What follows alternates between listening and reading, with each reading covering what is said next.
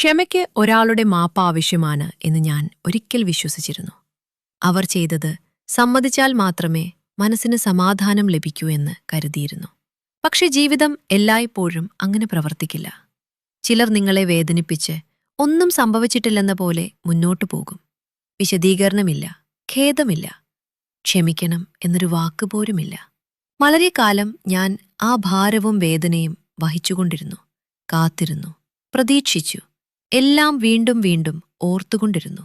പിന്നീട് ഞാനൊരു സത്യത്തെ മനസ്സിലാക്കി. ഞാൻ അവരെ ഉത്തരവാദികളാക്കുന്നില്ലായിരുന്നു. ഞാൻ തന്നെയാണ് എന്നെ തടവിലാക്കിയിരുന്നത്. അപ്പോൾ ഞാൻ ശാന്തമായൊരു തീരുമാനമെടുത്തു. അവർ അതിന് അർഹരാണെന്നുകൊണ്ടല്ല, എനിക്ക് സമാധാനം വേണ്ടതിനാൽ ഞാൻ ക്ഷമിക്കാൻ തീരുമാനിച്ചു. ക്ഷമിച്ചത് സംഭവിച്ചതില്ലാതാക്കുന്നില്ല, അത് ശരിയാണെന്ന് തെളിയിക്കുന്നതുമല്ല. പക്ഷേ അതെനിക്ക് വഹിക്കേണ്ടതല്ലാത്ത വേദനയിൽ നിന്ന് എന്നെ മോചിപ്പിച്ചു. ആരോഗ്യവും സുഖവും ദേശത്തേക്കാൾ പ്രധാനമായി.